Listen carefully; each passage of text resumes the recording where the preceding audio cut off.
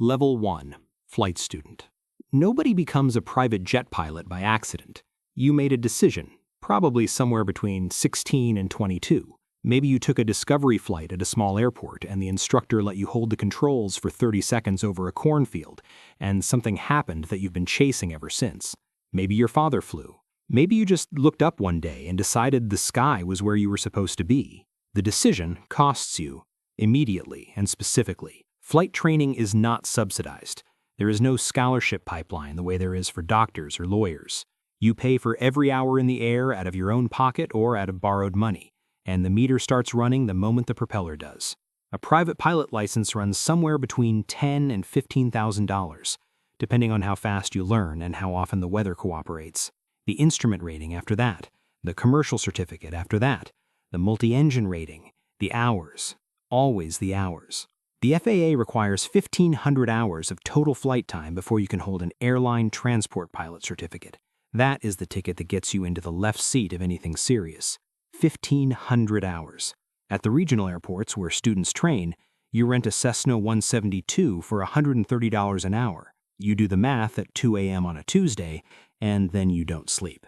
You get a job as a flight instructor because instructing is how you build hours without paying for them. You are now responsible for keeping students alive in aircraft you know inside out while explaining things you learned 6 months ago with the confidence of someone who has been doing this for decades.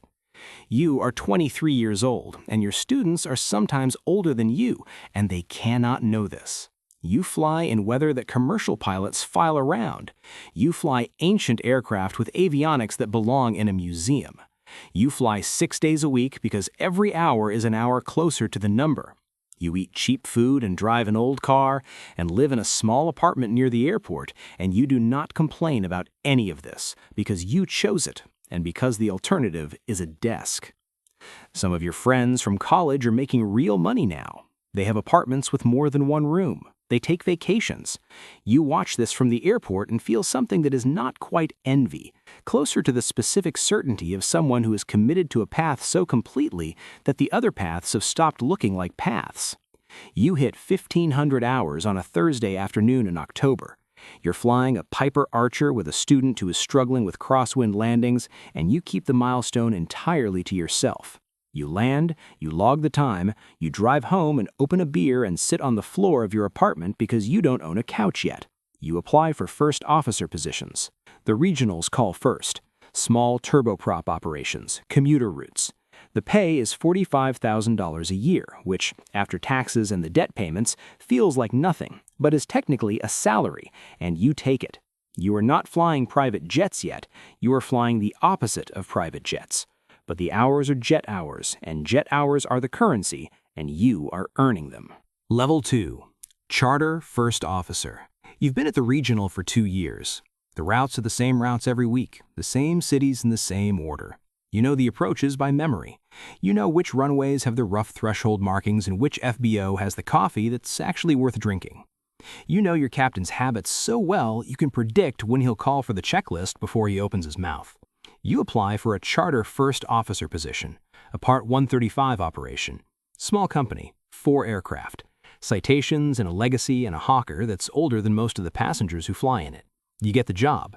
The pay cut is immediate and real. Charter first officers make less than regional captains. You accept this because you are buying access to a world that has a different ceiling than the one you are in. Your first charter flight is a family going to Aspen for a ski weekend. The airplane is a Citation CJ3. You have never been this close to this kind of money in your entire life. The family boards without looking at you. The kids are on phones. The parents discuss something about a renovation with the specific casualness of people for whom the renovation is not a financial decision. You do your pre-flight and strap in and fly them there in 2 hours and 40 minutes, and they deplane without a word in your direction and a car takes them to the mountain, and you sit at the FBO in Aspen eating a granola bar from your flight bag because the per diem doesn't cover the restaurant prices here. This is the job. You learn this immediately. The passengers are wealthy in a way that is different from famous or powerful. This is old money, or new money that has had long enough to get comfortable. They do not take commercial flights, not because they dislike airports, but because time is genuinely their scarcest resource, and they have done the math. A private jet is not a luxury for these people. It is a productivity tool.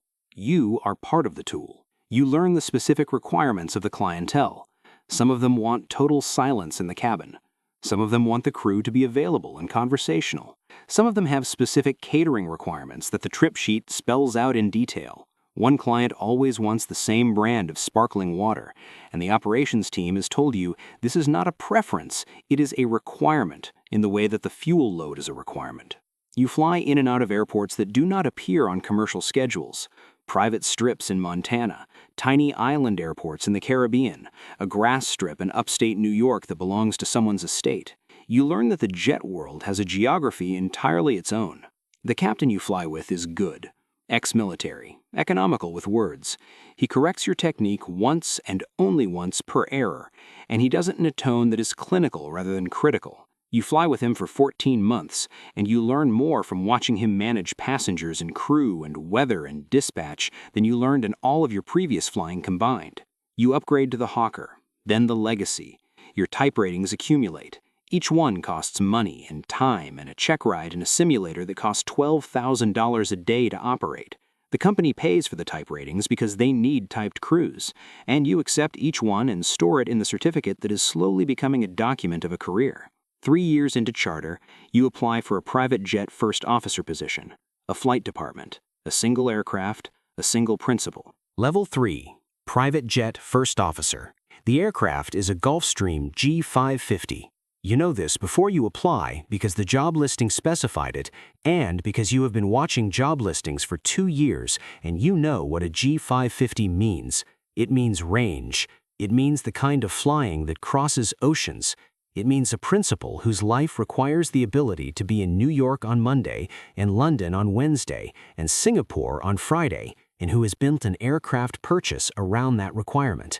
The principal is a technology executive, net worth in the billions.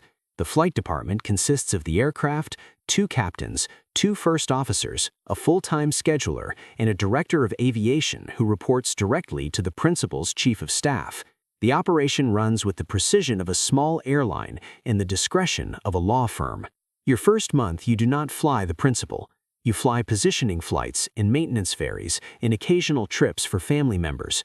You are being evaluated in a way that is never stated directly.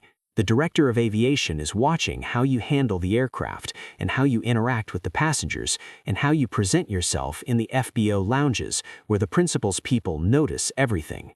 You pass whatever the evaluation is. You fly the principal for the first time on a Tuesday, New York to London, 7 hours and 40 minutes. The principal boards, acknowledges you with a nod, opens a laptop, and does not look up until the wheels touch its Stansted. You fly the approach. You land cleanly. The principal closes the laptop, says good flight to the captain, and a car takes him into the city. The captain says nothing to you about the landing until you're in the hotel. He says it was good. You understand that good from him means something specific. The schedule is not a schedule in the normal sense. The aircraft moves when the principal needs to move. Sometimes you know a week in advance. Sometimes you get a call at 10 p.m. for a 6 a.m. departure. You keep a bag packed at all times. You have learned to eat when food is available because you cannot predict when it next will be. You have missed 3 weddings and 2 funerals and 1 birthday that mattered more than the others, and you have made the calculation each time that the job requires and filed the result in a place you don't examine closely. The flying itself is extraordinary. You cross the Atlantic regularly. You go to places that require special overflight permits and ETOPS approvals and diplomatic clearances that the scheduler handles but that you need to understand. You fly into airports with RNAV approaches that require specific crew qualifications. You fly in and out of countries where the weather data is unreliable, and you learn to build conservatism into every fuel plan because the consequences of getting it wrong at 40,000 feet over the North Atlantic are not recoverable. You are very good at this job. You know it in the specific way that competent people know things, not from praise, but from the quality of your own decisions and the absence of corrections. You wait for a captain slot to open. Level 4, Private Jet Captain. One of the captains retires. You upgrade. The left seat is 3 feet from where you were sitting. It is a completely different job.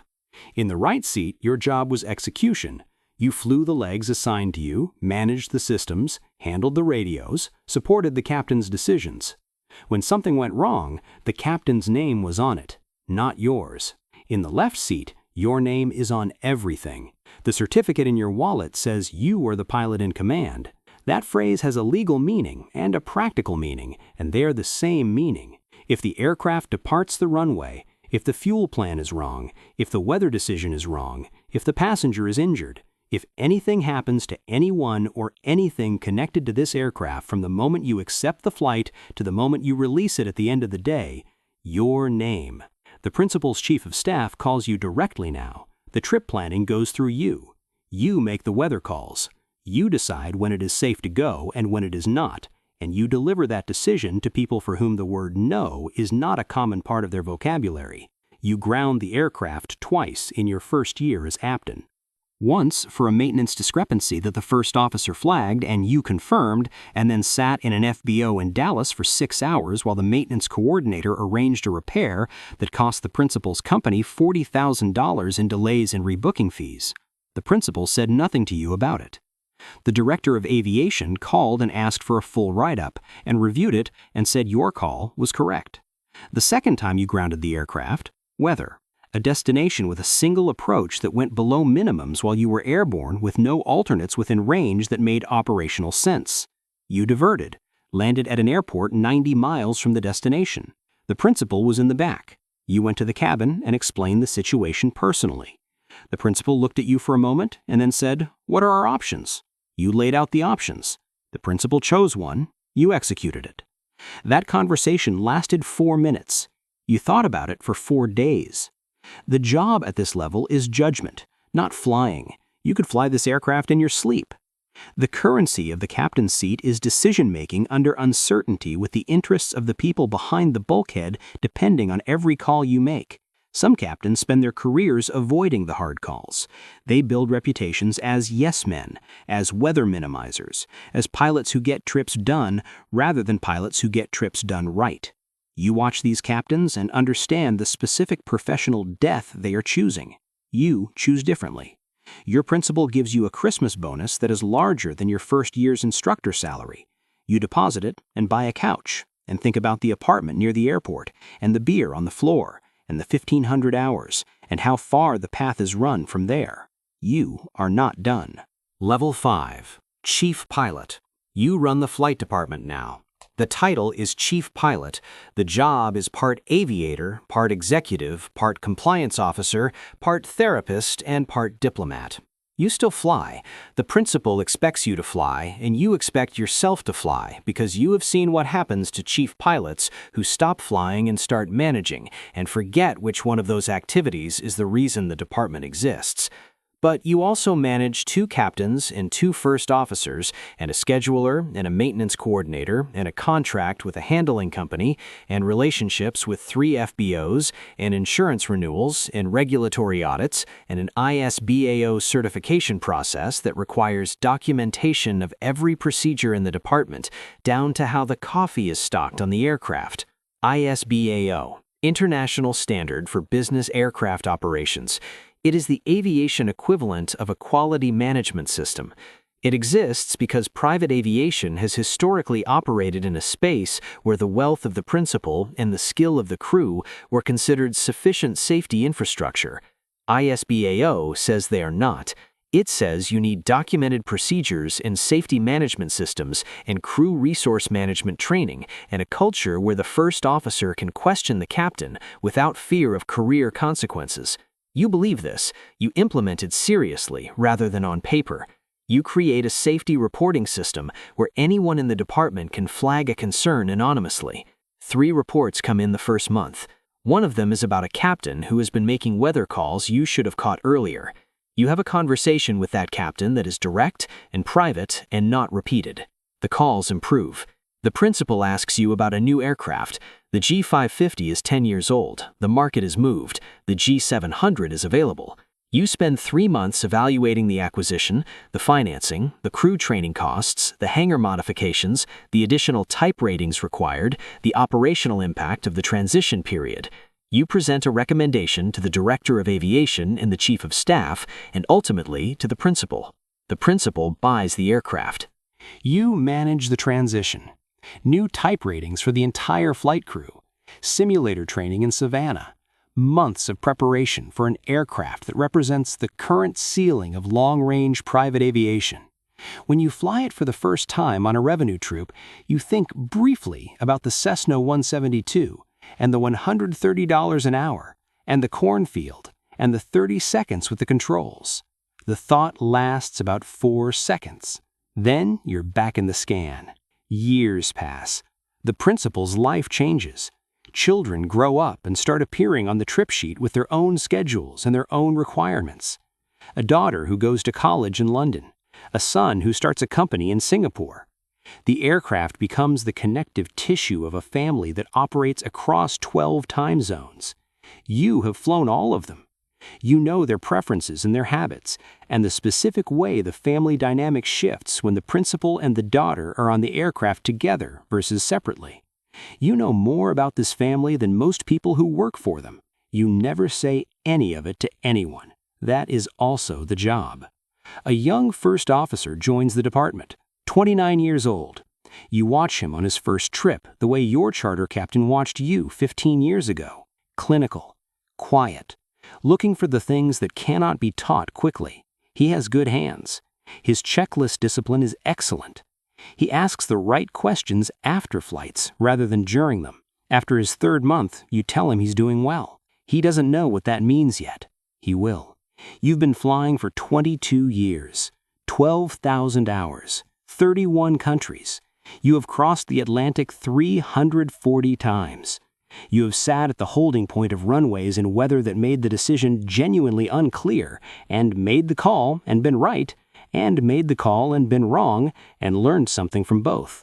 You still pack the bag the night before every trip.